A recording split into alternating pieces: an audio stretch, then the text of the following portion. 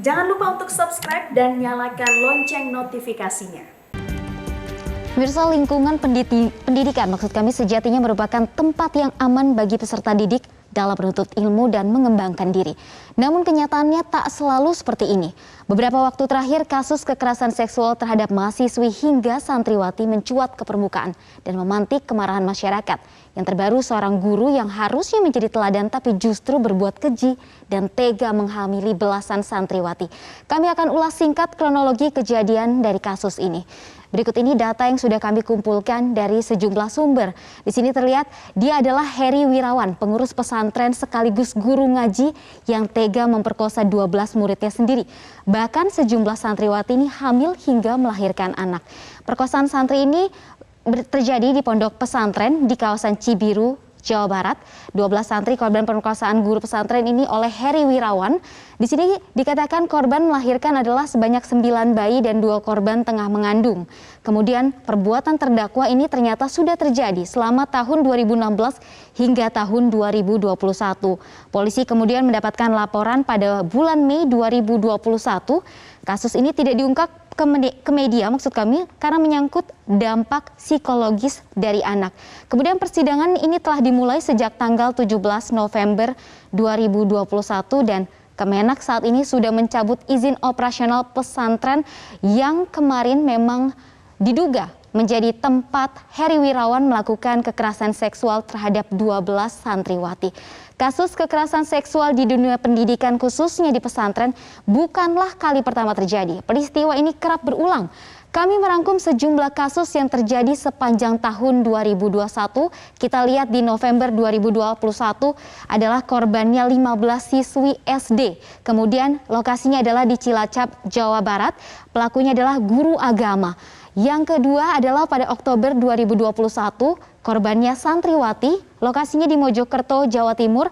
Pelakunya adalah pengasuh dari pondok pesantren. Kemudian ada di bulan September, ada 2 kali kejadian yang dilaporkan, korbannya ada 26 santri, kemudian ada puluhan santri juga di Ogan Komering Ilir dan juga di Trenggalek. Kemudian yang terakhir adalah di bulan Juni 2021, ini belasan santri menjadi korbannya, lokasinya di Ponpes M. Nasir Solok, Sumatera Barat, dan pelakunya adalah pembina asrama dari pesantren tersebut. Kemudian lalu pertanyaannya, modus apa yang sebenarnya digunakan oleh tenaga pendidik ini pada korban yang notabene adalah murid mereka sendiri? Ternyata ada sejumlah cara yang mereka lakukan, diantaranya seperti berikut ini adalah iming-iming sekolah gratis. Ini yang terjadi di Cibiru, Jawa Barat, yang kemarin kasusnya mencuat, yaitu Heri Wirawan ini melakukan iming-iming sekolah gratis dan juga dengan cara rayuan, dengan cara memotivasi korban. Ada juga iming-iming jimat kecerdasan, kemudian ada doktrin berkedok ilmu agama, dan yang terakhir adalah ancaman dan juga paksaan oleh pelaku. Nah, secara garis besar kasus kekerasan seksual di dunia pendidikan setiap tahunnya memang meningkat. Meskipun pada kenyataannya tidak semua kasus dilaporkan.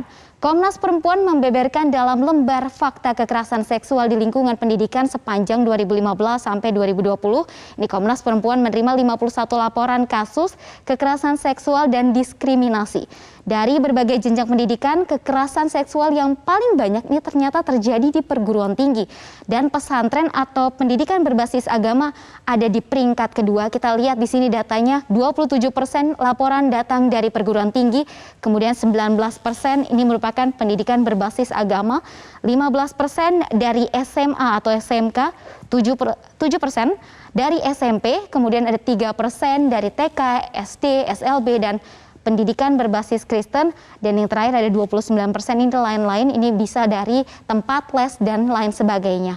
Lalu berdasarkan laporan langsung kasus kekerasan di dunia pendidikan, Komnas Perempuan kembali mencatat terdapat penambahan jumlah laporan kasus pada setiap tahunnya.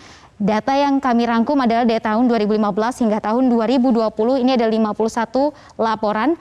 Di antaranya adalah di tahun 2015 kita lihat ada 3 kasus, kemudian ada 10 kasus naik di 2016, di 2018 naik 10 kasus, kemudian di 2019 ada 15 kasus perundungan dan juga ada kekerasan seksual di lingkungan pendidikan.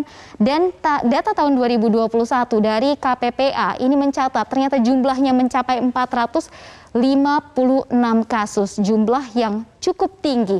Dan bentuk kekerasan yang dilaporkan setidaknya dibagi menjadi 3 poin. Dan berikut ini bisa dilihat adalah seksual, fisik, dan juga psikis. Ini dilaporkan oleh Komnas Perempuan. Ada 51 laporan, diantaranya itu 45-nya adalah seksual, 1 fisik, dan ke-5-nya adalah psikis dan juga diskriminatif. Ini yang kerap terjadi di lingkungan pendidikan menurut Komnas Perempuan. Sedangkan pelakunya yang paling banyak adalah guru atau tenaga pendidik. Data ini juga dirilis oleh Komnas Perempuan pada tahun 2015 sampai 2020. Kita lihat data berikut ini. Ini merupakan rilis yang diberikan pada Oktober 2020 lalu. Bisa dilihat informasinya.